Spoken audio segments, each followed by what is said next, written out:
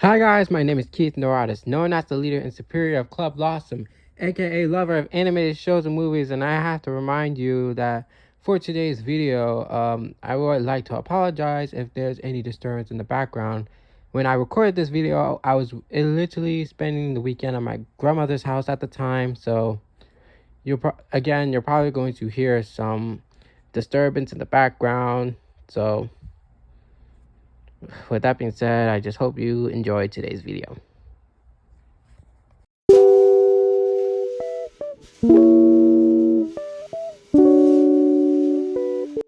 Hi guys, my name is Keith Noratis, known as the leader and superior of Club Blossom, aka lover of animated shows and movies, and I am here with Gilbert. Hello there. Colby. What's up, Docs? And our newest member, Servo Robot TVA. Hi. Alright, so first things first, how are you guys doing in this lovely Tuesday afternoon? Though for me, it's raining out still. I'm doing pretty great. I'm doing alright. Doing fine. I finished 2 episodes of Primal yesterday, and am finishing up watching Camp Cretaceous. It is the last season of this show, so I don't have to worry about whether the kids get off the island or not. It is just so... It has been a ridiculous past few years, and I'm like, seriously, are the kids going home or not? Ooh. Oh my god. Like, don't get me wrong, the show's good, okay? The show's good, but at some point, if it gets too long, it can be kind of ridiculous. I mean, hell, I've already seen some ridiculousness in the last season. It could have worked better if it was a miniseries. Then the show would really most likely be magnificent. A miniseries, yeah, but it'd be more. But if you're gonna make into a miniseries, is it gonna be like more animated, like more detailed in there, or is it gonna be live action like in the movies, which you need to put a lot of work into to make dinos and the environment. Either way, the show is fine. The show is good, and I'm glad it's finally ending, as well as the Jurassic World saga. As of this time, it has been a few days after the San Diego Comic-Con. Yeah. And we got a lot of updates from shows and movies. Like in Cartoon Network side, we're gonna have a wee baby bear crossing over with Summer Camp Island. I remember. Yeah, I'm now starting to like Summer Camp Island now. It's gonna be cool seeing the Summer Camp Island characters in the anime kind of style. You know what I mean? And God knows when we're gonna get season 6, the last season of Summer Camp Island. Yeah. We also got plenty couple of DC news. We got Shazam 2 and Black Adam. Starring The Rock. And it is confirmed. It do be a bad drive, though. It is confirmed that Zack Snyder will not be working on the Snyderverse. All clear. Praise God. Like, who's Zack Snyder? I might forgot. Zack Snyder is the dude guy that directed Zack Snyder's Justice League and Batman vs Superman. And 300. I thought it was Man of Steel too. Did he not do that? Even though 300 is not a DC movie. Well, actually, Watchmen. He directed Watchmen. It is a comic book movie. Of all the things that come out, like the Marvel and DC and stuff, lots of Marvel projects going out.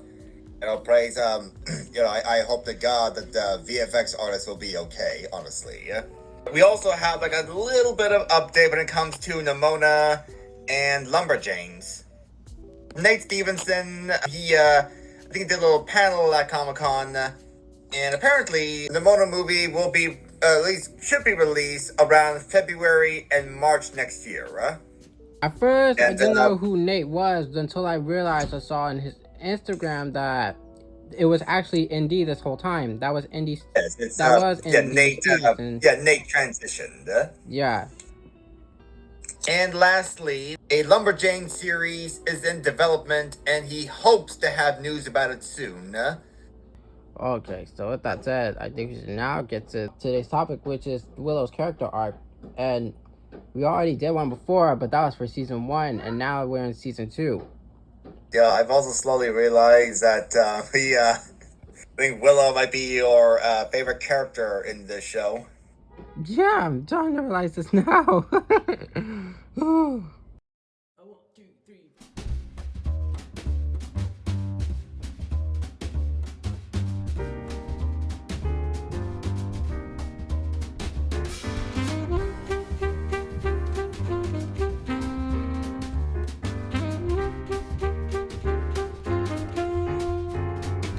Before we met Willow in season 1, she was a girl who was struggling in Abomination class, and it doesn't help that Amity kind of picks on her a bit, her former friend.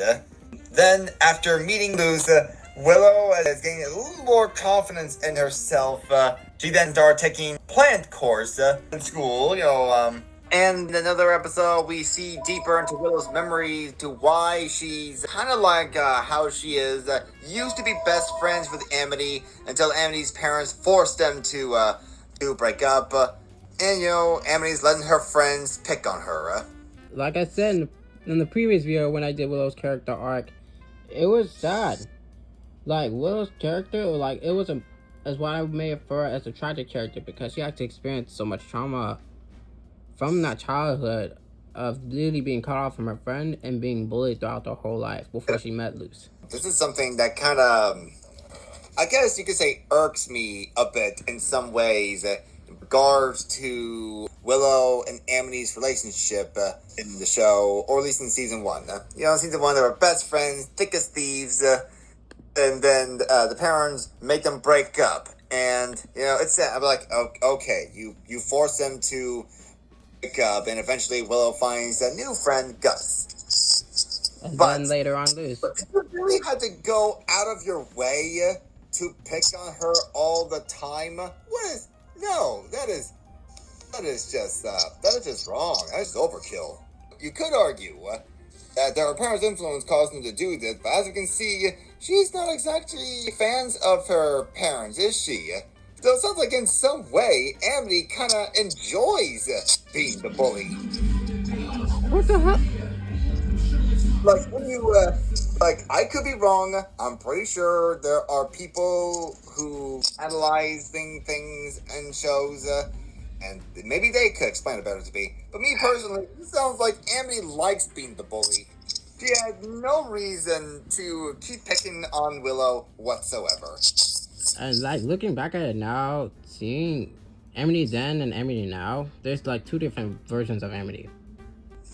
Willow definitely has a lot more patience than me. I don't know how I would feel someone treat me all crappy like that, let alone let her join the derby team against Basha, the girl that Amity allowed to pick on Willow. Like I said, she not only does Amity pick on Willow, but she allows her friend to pick on Willow.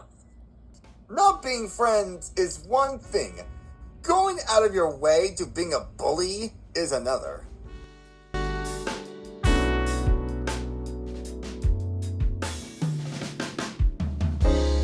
And then we get to season 2, where we see Willow. Yeah. I say she is stronger physically and emotionally, because we actually see her actually building muscles. She's not taking crap from anyone.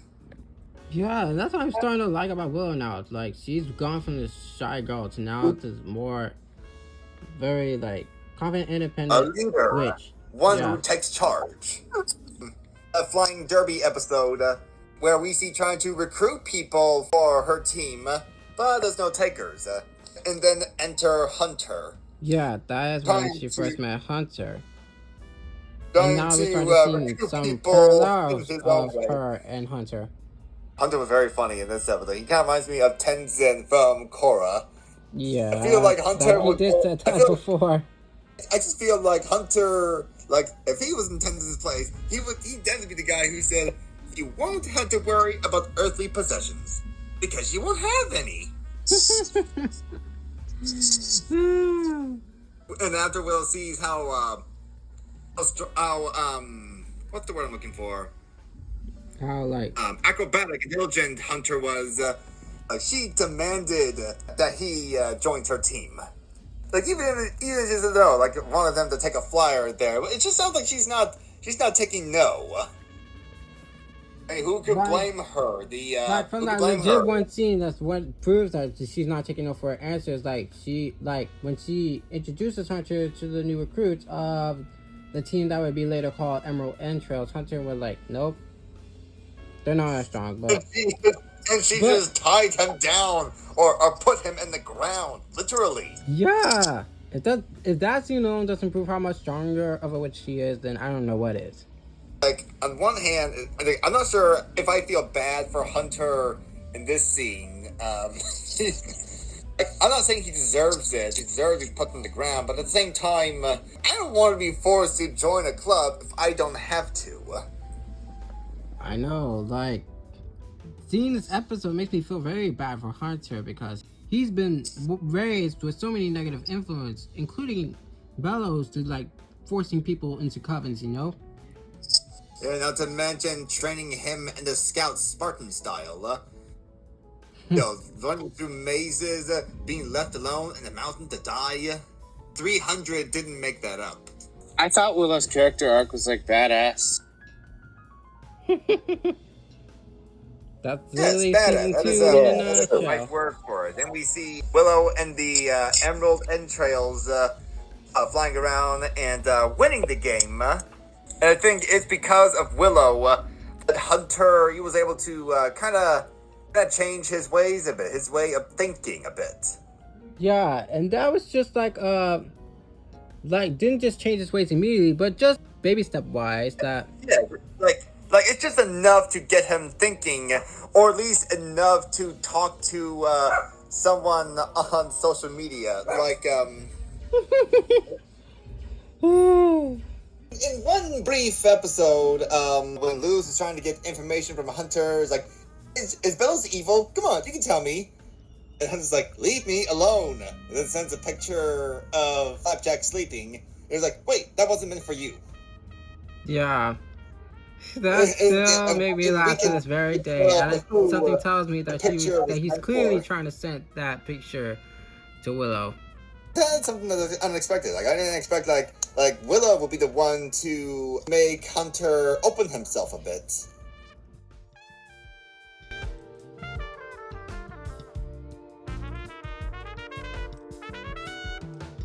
And that's when we bring up to the next episode, Labyrinth Runners. We see Willow meet Gus for the first time, and she managed to help him calm down with that breathing technique.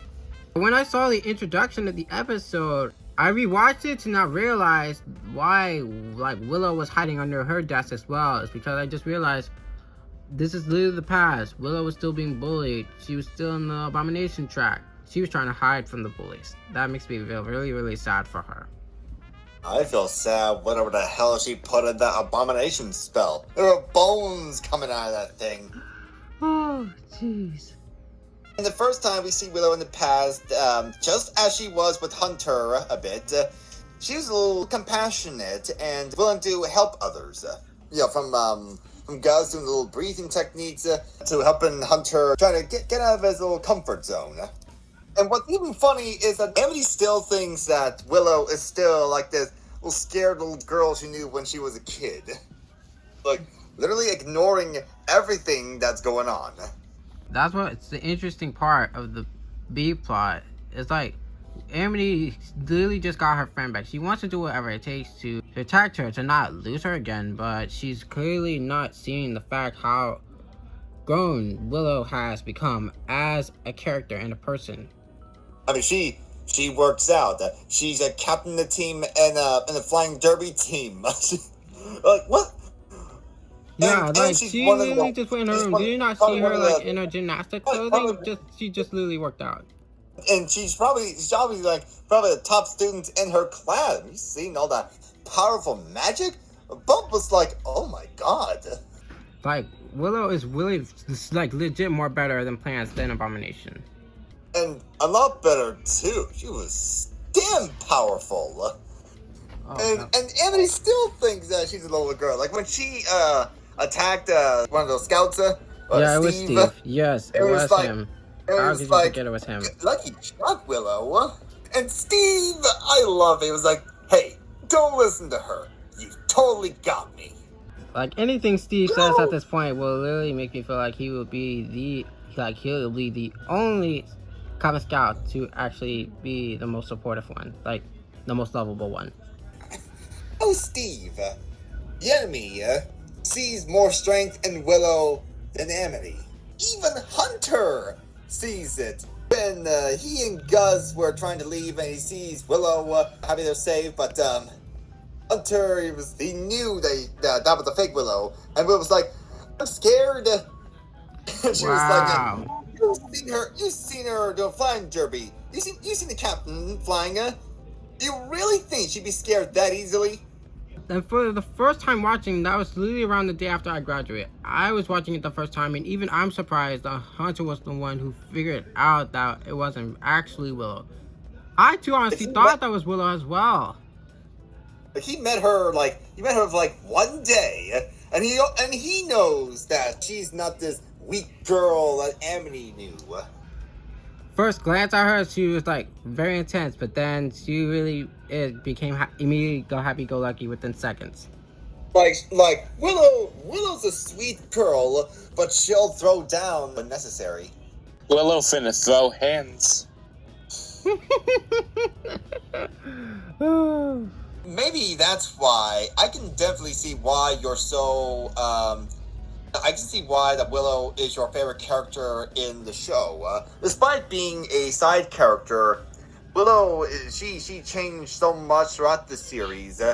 Even with not a lot of screen time as we would like, or as Dana would have liked. We see the Willow. She grown strong, powerful. Yet also kind of compassionate, as we see, like, even learning that Hunter was the Golden Guard. Yeah, she felt betrayed, but after seeing what Hunter's done to help them, she can kind of see the good in him.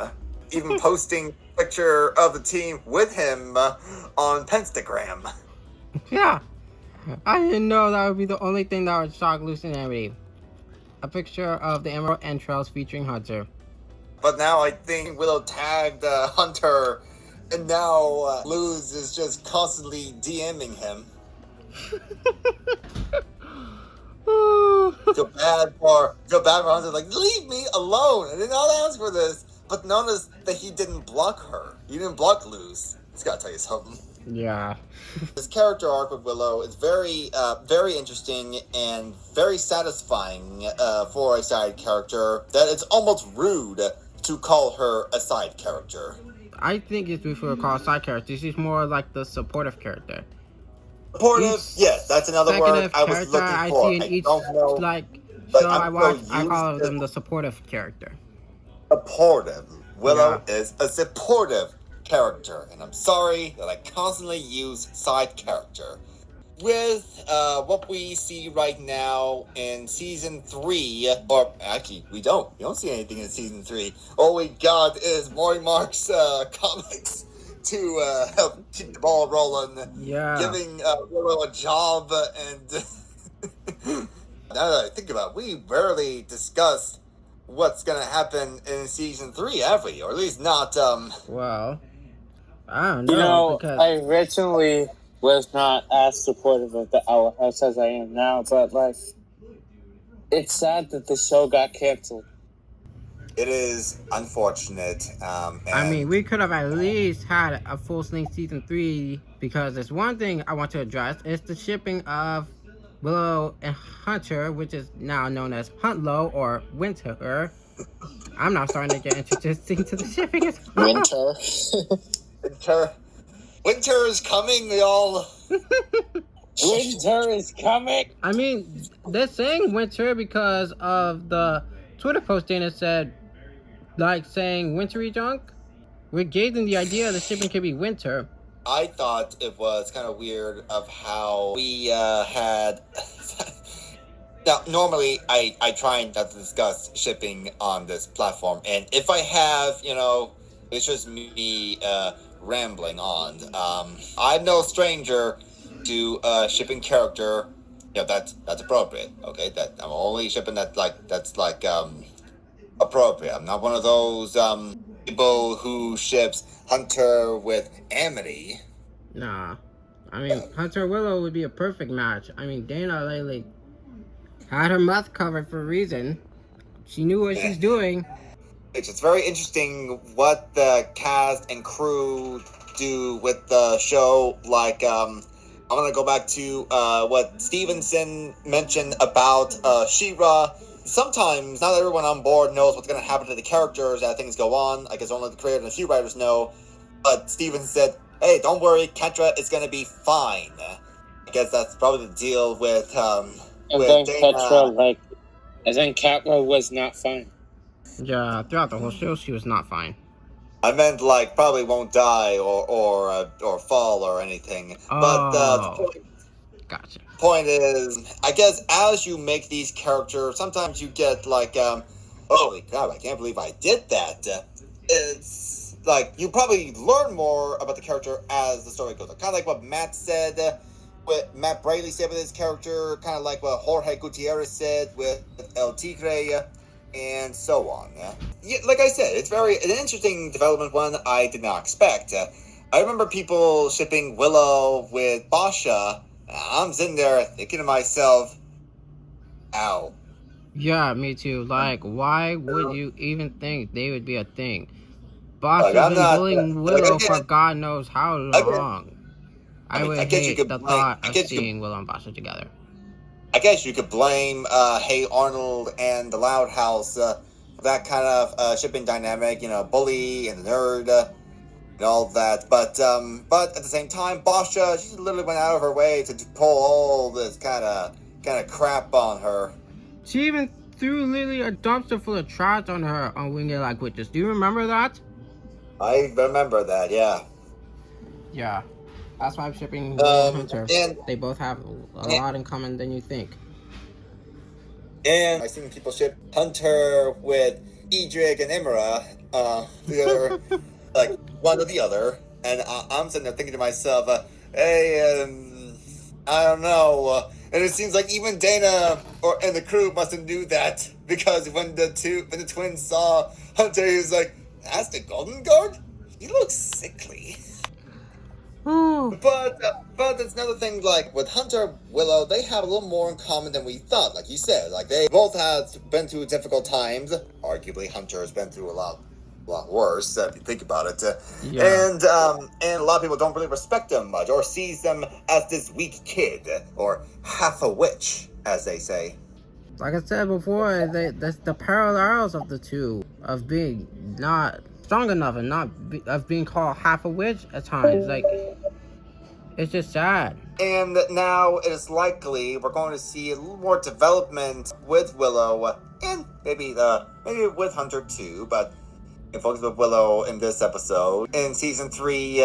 And like I said, I'm just betting how it's all going down with each episode, since we got 3 specials. Yeah.